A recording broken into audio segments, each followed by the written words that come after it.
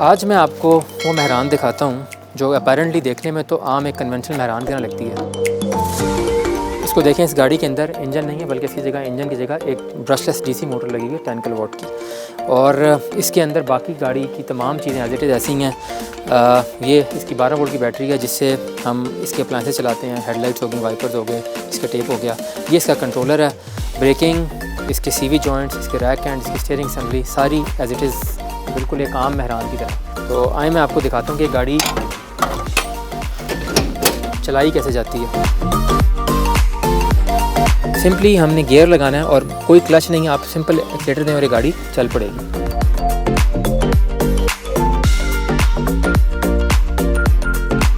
अस्सलाम वालेकुम नाजरीन, आप देख रहे हैं डेली मुमताज़ डिजिटल और मैं हूं आपकी मेज़बान कायनात फातिमा। नाजरीन, जैसा कि आप सब जानते हैं कि इलेक्ट्रिक टेक्नोलॉजी बहुत तेज़ी से फैल रही है। इसी तरह आजकल के ज़माने में पुरानी गाड़ियां लोग घरों में बंद करके उनको छोड़ देते हैं, बस यादगार के तौर पे कि बस ये हमने ली थी, हमारी पहली गाड़ी थी।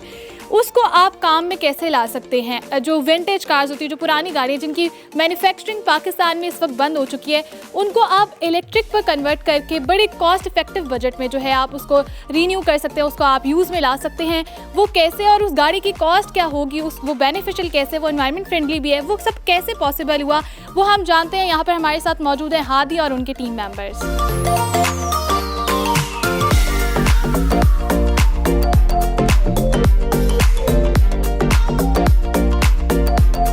Assalamu alaikum.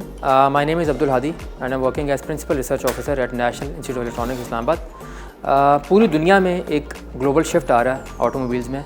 लोग गैस इंजन कार्स को अबैंडन करके इलेक्ट्रिक व्हीकल्स की तरफ शिफ्ट हो रहे हैं। पाकिस्तान में भी एक इनिशिएटिव लिया गया ईवी पे शिफ्ट होने के लिए। इसकी प्राइमरीली दो रीज़न्स हैं। नंबर 1, एक तो इंटरनेशनल एनवायरमेंटल एजेंसीज़ का प्रेशर है कि कार्बन एमिशंस कम से कम हों। जैसे कि हम जानते हैं कि इलेक्ट्रिक व्हीकल्स के अंदर ज़ीरो कार्बन फुटप्रिंट होता है, कोई कार्बन डाइऑक्साइड, कोई कार्बन मोनोऑक्साइड और कोई नाइट्रस नहीं होती, जो कि स्मोक की फॉर्मेशन में एक बहुत पिवटल रोल प्ले करती है।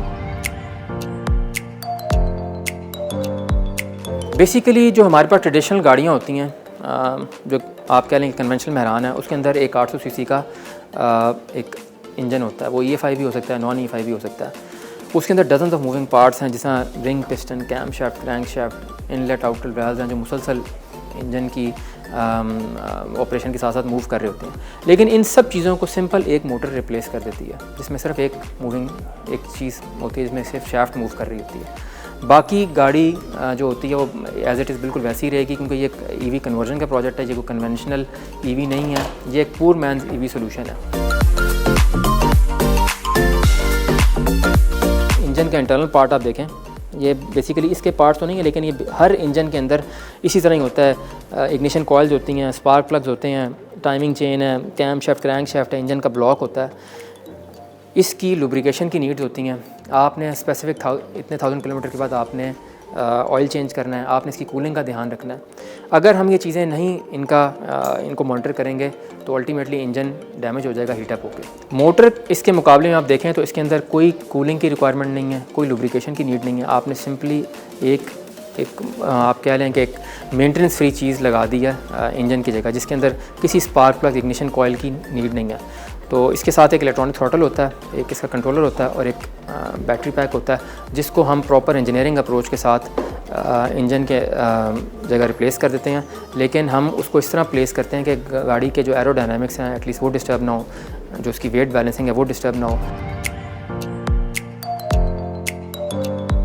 My name is Umar and I am an electrical engineer by profession. जब भी हमारे पास कोई कार कन्वर्जन के लिए आती है तो हम यूजर से उसका रिक्वायरमेंट लेते हैं कि नंबर ऑफ़ पैसेंजर्स कितने हैं, डेली यूजेज कितनी है और कितने किलोमीटर ऑफ रेंज रिक्वायर है। तो according to our car specification and user requirement हम कैलकुलेशंस करते हैं कि कितने किलोवाट आवर का बैटरी पैक एंड कितने किलोवाट की मोटर रिक्वायर होगी।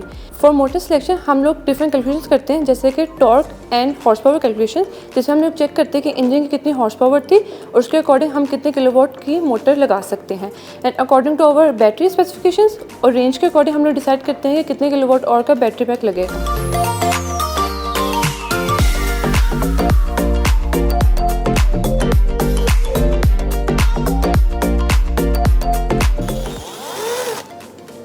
Assalamu alaikum.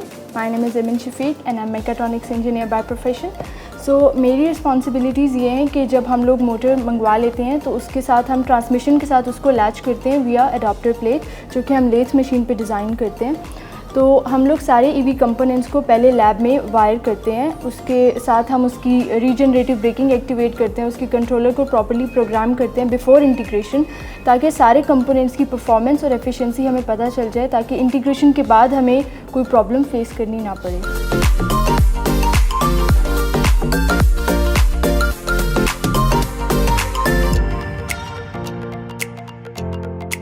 जी, मेरा नाम दानिश हबीब है। I am an electrical engineer.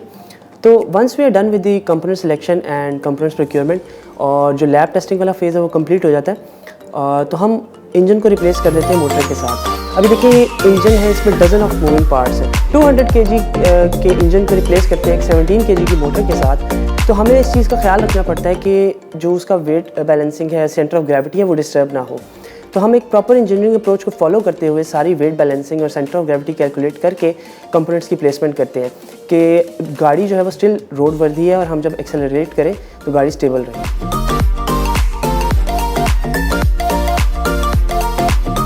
जो बेसिकली रेट्रोफिटिंग का कॉन्सेप्ट है कि हम पुरानी गाड़ियाँ लें, 70s की कोई करोला ले लें, इवन के 60s की कोई लैंड क्रूज़र ले लें, हम फॉक्सी भी ले सकते हैं। पुरानी गाड़ियाँ ले के हम उनको कन्वर्ट करें तो उसमें ज़्यादा फ़ायदा है, बजाय से कि हम नई गाड़ी लें और उसको कन्वर्ट करें।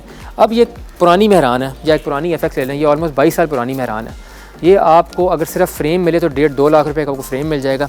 अगर हम इसके ऊपर बहुत अच्छी कन्वर्जन भी करें टॉप ऑफ द लाइन, तो तब भी हमें ऑलमोस्ट 9 to 10 lakhs में जो है वो गाड़ी कॉस्ट करती है। अगर हम एक कॉस्ट इफेक्टिव सोल्यूशन रखना चाहते हैं और थोड़ा सा एक आप कह लें कि एक चीपर वर्जन, तो फिर हम AC इंडक्शन के साथ इसको कन्वर्ट कर सकते हैं, जो ऑलमोस्ट 6 से 7 लाख रुपए में गाड़ी कम्प्लीटली इलेक्ट्रिक हो जाएगी।